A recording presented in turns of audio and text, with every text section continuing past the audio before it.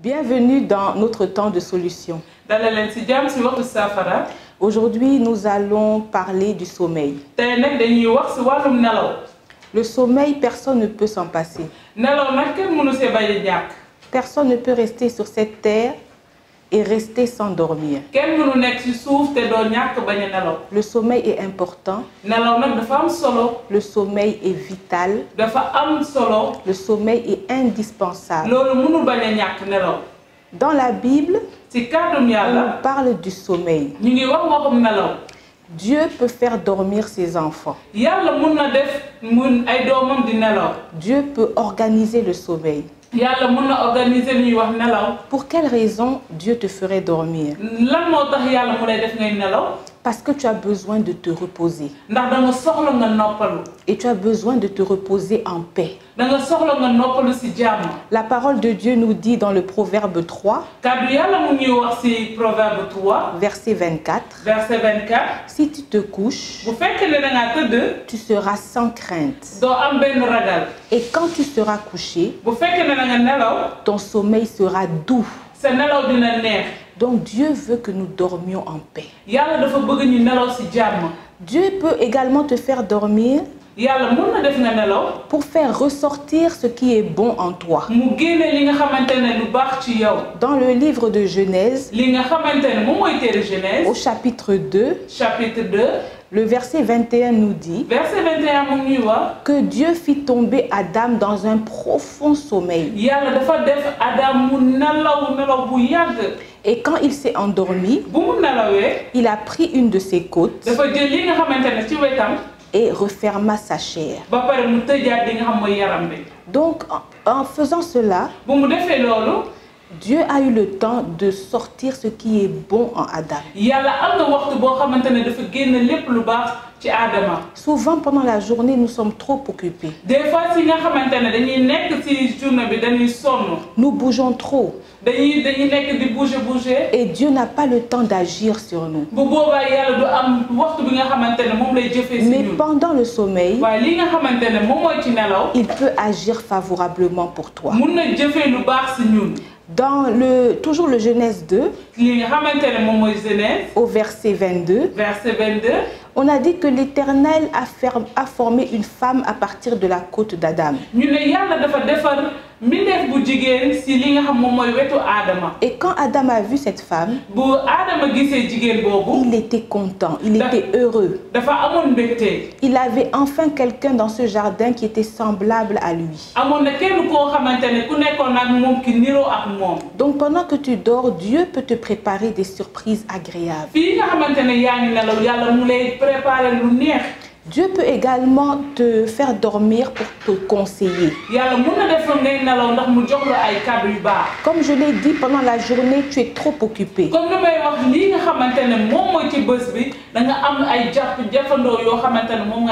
Donc c'est pendant le sommeil que Dieu peut parler. Dans le psaume 15 au verset 7, il dit, je bénis le Seigneur qui me conseille.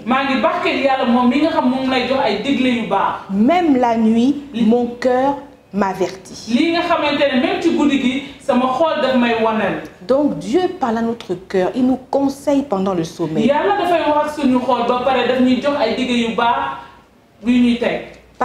Par exemple, il peut te montrer les choses qui vont bientôt arriver. Le livre de Genèse 41 nous dit que Pharaon a eu un rêve. Et que ce rêve, c'est seulement Daniel qui a pu l'interpréter. Daniel a dit à Pharaon, Dieu t'a fait connaître ce qu'il va faire. Et comme tu as eu le rêve 2 fois, c'est que la chose est prête à arriver. Dieu va bientôt le faire. Donc pendant le sommeil et dans les rêves, Dieu nous parle. Il nous dit qu'est-ce qui va arriver demain. Il peut nous montrer notre destinée. Comme il l'a fait pour Joseph. Dans le livre de Genèse 37, Joseph explique à ses frères et à son père qu'il a eu un rêve.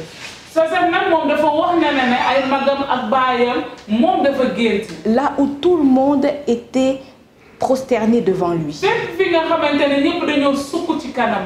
Donc, et ses frères n'ont pas été contents de ça.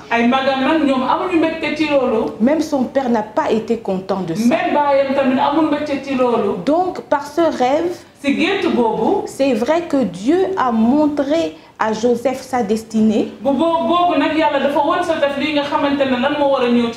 Mais il a aussi encouragé pour lui dire que il y aura de l'opposition, mais ça va arriver.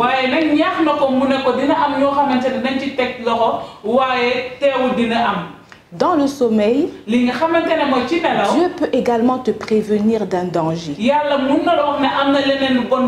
Dans Daniel 4 au verset 5, Daniel 4 dit qu'il a eu un rêve.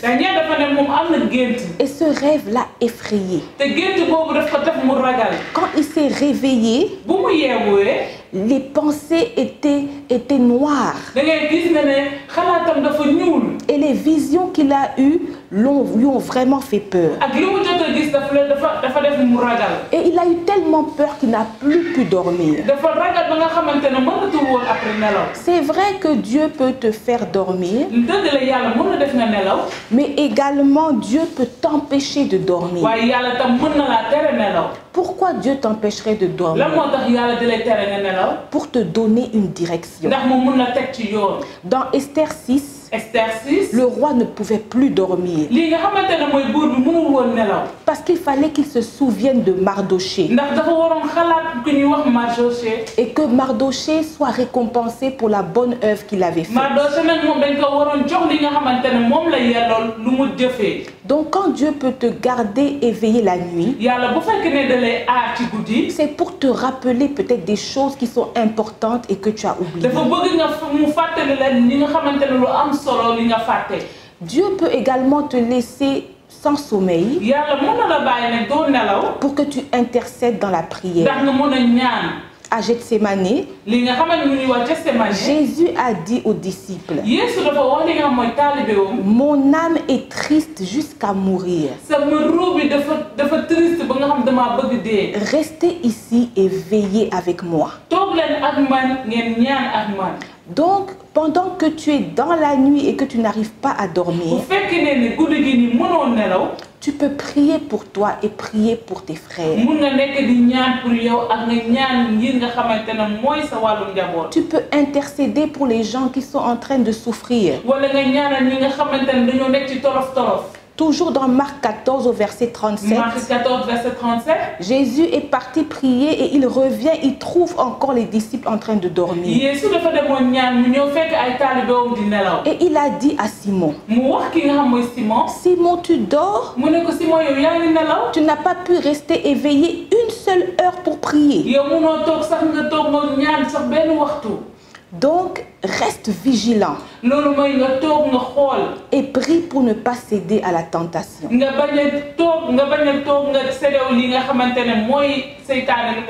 Souvent, quand Dieu nous empêche de dormir, quand il enlève le sommeil de nos yeux, c'est pour que nous puissions résister aux attaques de l'ennemi. Parce que Satan aussi agit sur le sommeil. Satan veut te garder endormi le plus longtemps possible. Si tu pouvais passer tes nuits et tes journées à dormir, Satan serait heureux. Parce que non seulement tu allais rester dans la paresse, il aurait pu faire tellement de dégâts autour de toi et tu ne pourras pas prier, donc tu ne pourras pas avoir l'aide de ton Dieu. Donc la première chose pour laquelle Satan va t'empêcher va te garder dans le sommeil, c'est pour t'empêcher de prier. Nous allons revenir dans ce verset de Marc 14. Le verset 37. Là où il dit restez vigilants. Ça veut dire faites attention. Priez. Ne passez pas tout votre temps à dormir. Priez. Parce que Satan vous attaque. La deuxième chose pour laquelle Satan veut te garder dans le sommeil, c'est pour t'empêcher de suivre la voie de Dieu. Regardez Jonas. Dieu lui a donné un travail. Il lui a donné une mission. Il n'a pas voulu la faire. Il est allé dans un bateau et la tempête était si forte que tout le monde a eu peur de mourir. Et pendant que les autres étaient en train de prier,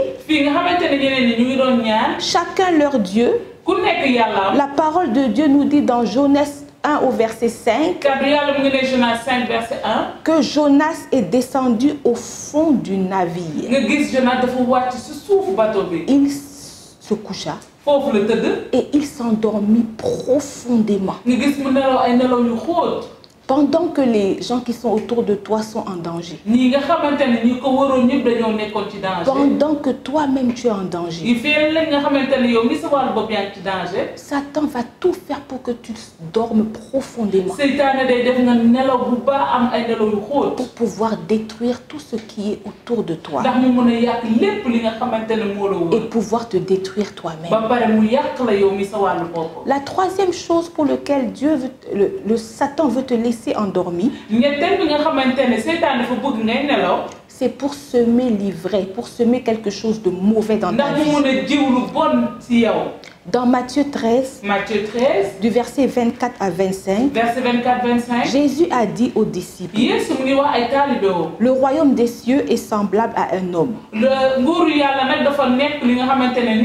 qui a semé une bonne semence, une bonne graine dans son champ. Mais pendant que les gens dormaient,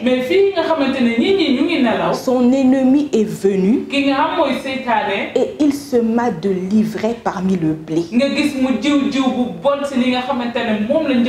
Et après, il s'en alla.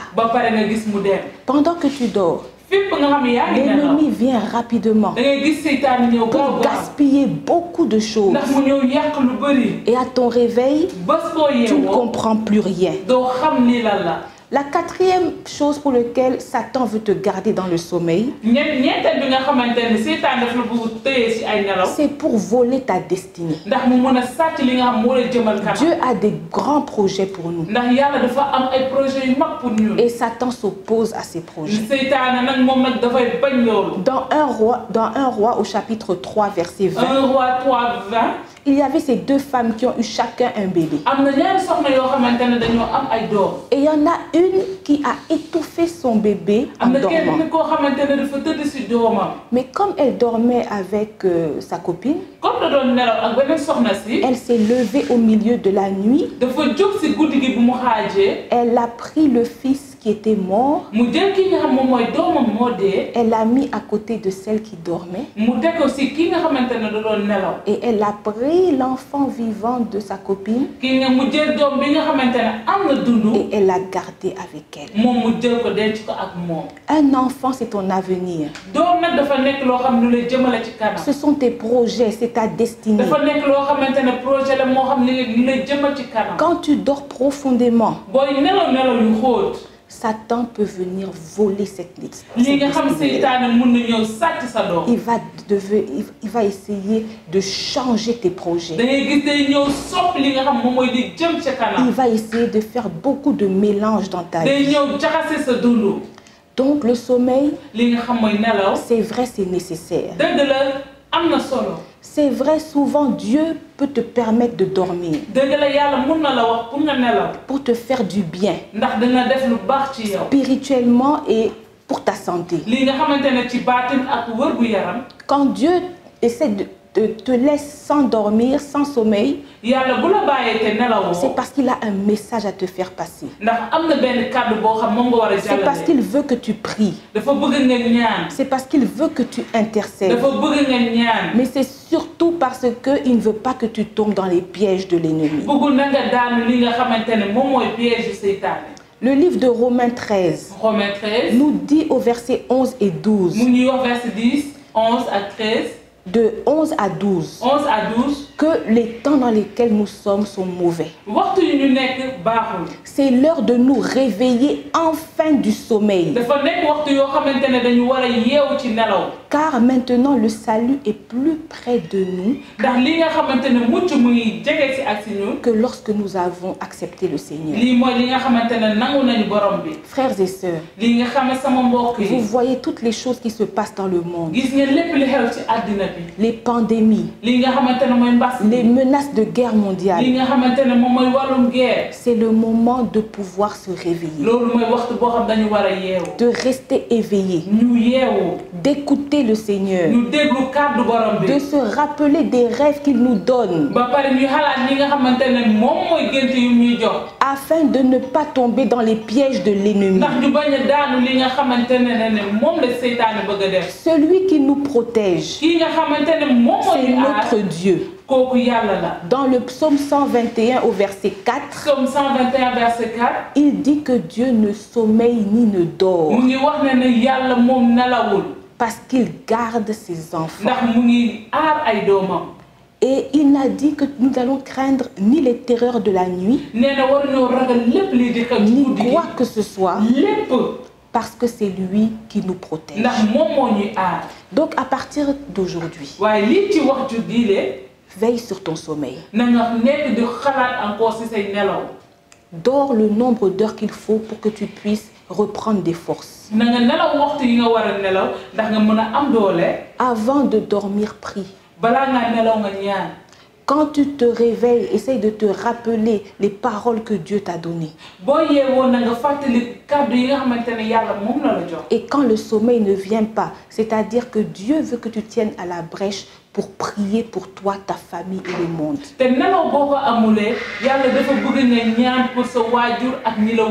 Si tu as compris ce message, nous allons prier ensemble. Seigneur Dieu, je voudrais te dire merci parce que j'ai compris l'importance du sommeil. J'ai compris que tu me parles dans mon sommeil. Et j'ai compris que souvent tu m'empêches de dormir pour mon bien et le bien de ceux qui sont autour de moi. Saint-Esprit de Dieu, permets-moi d'être sensible au moment où tu vas me réveiller pour pouvoir intercéder et prier. Donne-moi une bonne mémoire pour que je me rappelle de mes rêves, des messages que tu me passes dans mon sommeil, afin que cela puisse m'aider. Merci Esprit Saint de Dieu. Merci pour le sommeil paisible que tu me donnes chaque jour. Et merci pour les informations que tu me donnes pendant mon sommeil. C'est au nom de Jésus que j'ai prié. Amen. Amen. Temps de solution, c'est fini pour aujourd'hui. J'espère que la solution du jour va vous aider. Passez un bon week-end et un bon dimanche dans vos églises respectives.